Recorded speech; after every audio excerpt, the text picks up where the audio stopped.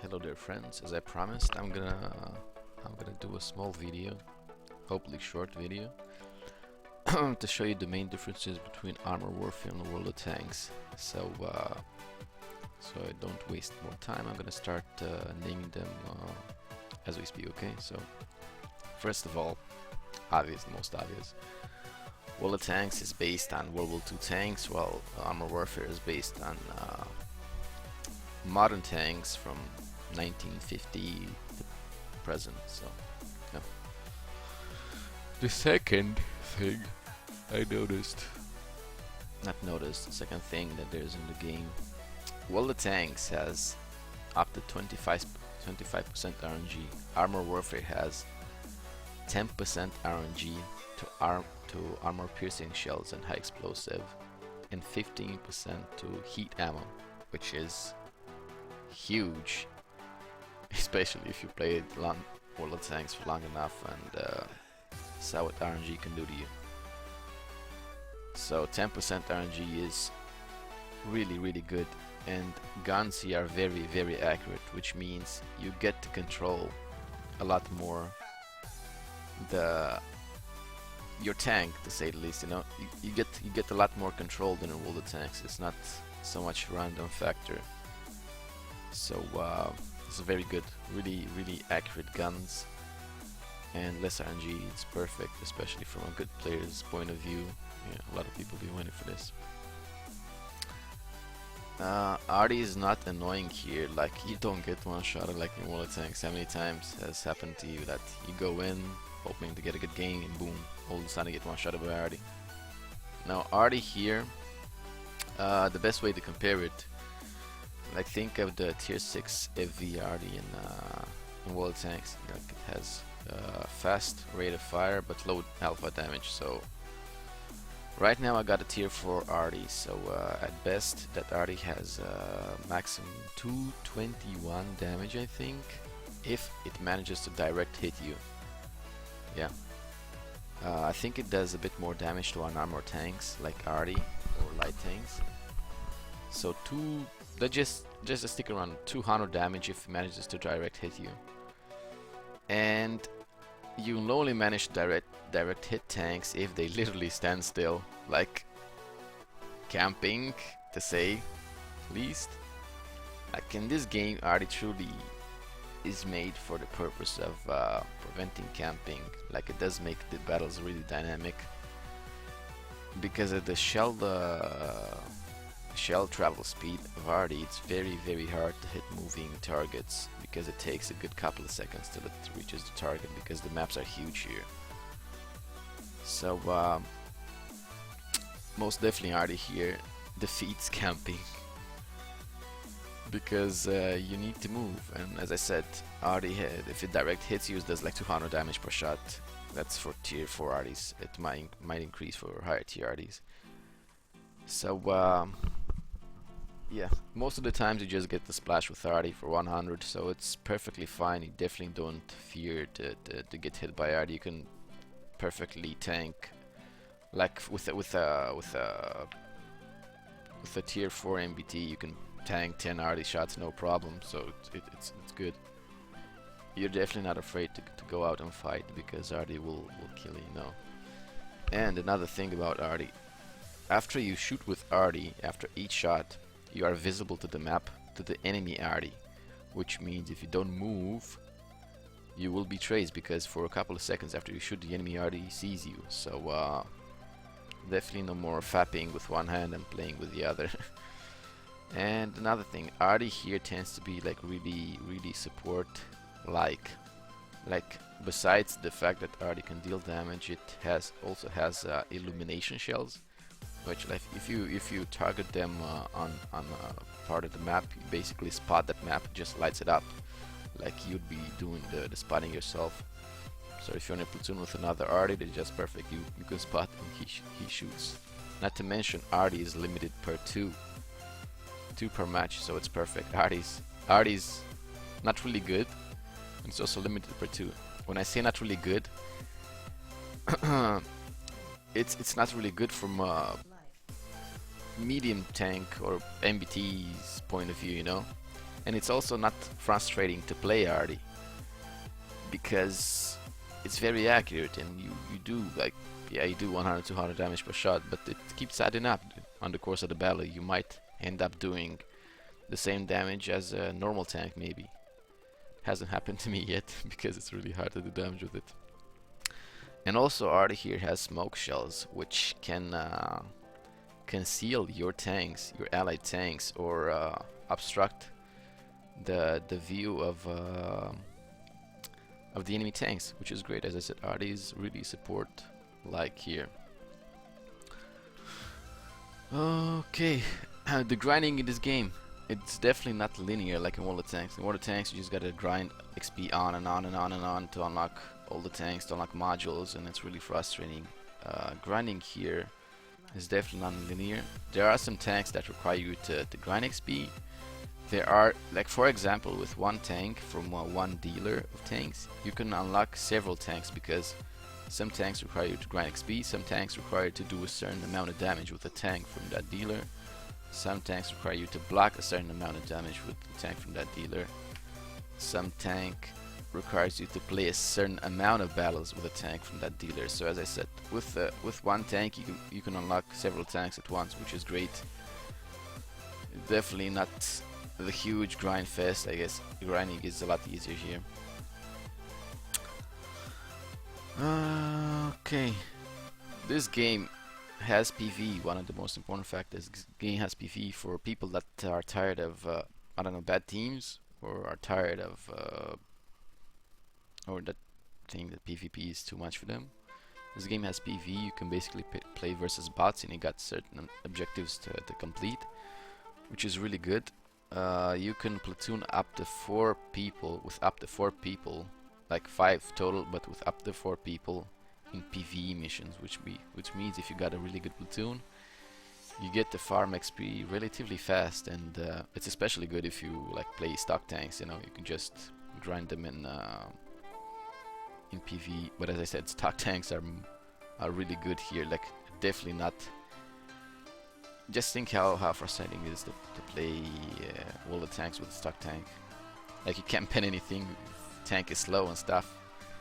All vehicles here are really good stock. Like, the upgrades you do are like minor improvements, or a bit more than minor improvements to the tank.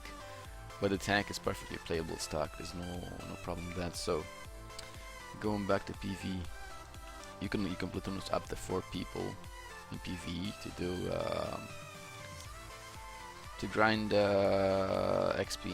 Credits not so much right now because they need to increase the rate, but definitely get really fast XP. Yeah, we played last night and we managed to grind, I don't know, 30k XP in a couple hours.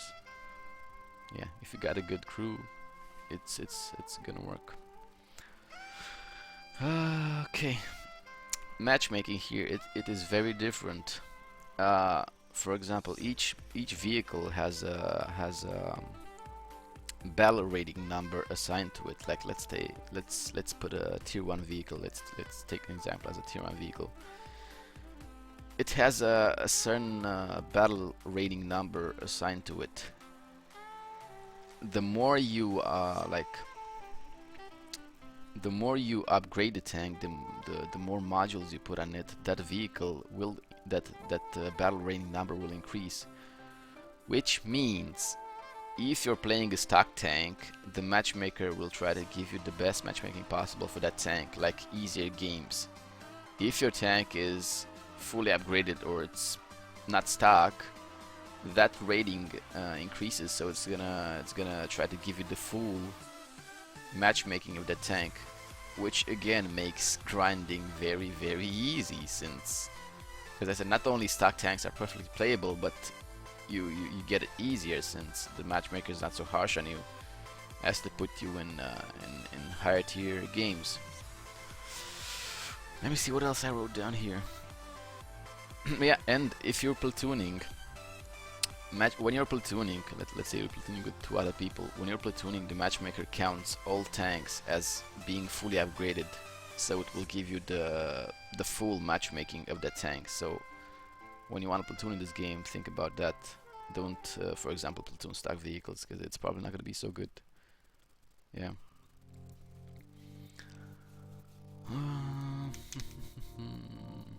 Oh, and another thing, as I said, I was talking about the battle rating of a tank. Like, take the same tier 1 tank, for example. The way I was saying, each vehicle has its own battle rating. So a tier 1 vehicle, no matter how much you upgrade it, it won't have the same battle rating as a tier 2 vehicle, for example, which means you won't get the same matchmaking as a tier 2. Yeah, so don't, I didn't want people to get confused here. Okay. One of the best things in this game, you can basically use the same commander on all your tanks. Yeah, which means there's not gonna be no more clusterfucks with crews and stuff. You can use one commander if you only want to have one commander on all your tanks, which upgrades relatively fast and has really useful skills. Yeah. Think about how many useless skills you got in world tanks. So you can use one commander on all your tanks, but crews are assigned to the tank solely, so you don't get to keep the crews. Crews just stay on that tank, but you can basically use the commander on each tank, and besides the commander is the most important, has really good skills. Yeah, but the crew, like the crew upgrades fast, so it's not a big problem here. Yeah, really good. You get to use commander on all your tanks, makes crew and like playing new tanks a lot less frustrating. Another really important thing, there is no gold ammo in this game. How many times have you played your your heavy tank just to find out it doesn't bounce anything because people will just spam gold ammo here? No, there is no gold ammo in this tank in this game. Different types of shells work differently for each situation. Like the most reliable ammo here, I guess, is armor piercing shells. Yeah, it works well in each situation. Heat here has less penetration than armor piercing, but does more damage. You tend to use heat against light armor vehicles or lower tier MBTs, like lower tier than yours. Yeah, so it's really good. And high explosive has low pen, and you basically use it against tanks that you can't pen, cooldown tanks and stuff. The same as Hesh. Some heat shells here will do damage regardless if you pen or not, so it's good.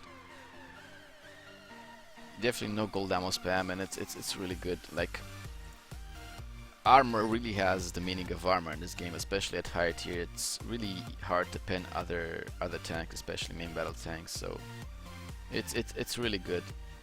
It's no, like, it doesn't make other tanks useless like in World of Tanks, definitely not. Okay, so the last thing I wanted to add, spotting here. In this game, it's mostly about V range, like things like double bushing and shit don't work in this game. The more V range you have here, the easier you will spot the enemy. You can still like hide behind a bush, that will give you a certain amount of camo, yeah. But in this game, probably the most important tanks in this game are light tanks, the spotters, because they have a lot more V range compared to the other vehicles. So if you got a good spotter in your team, you can dominate the enemy team, because you'll get like great spots, you'll like, constantly shoot them. Yeah, so as I said, in this vehicle, light tanks are probably the most important.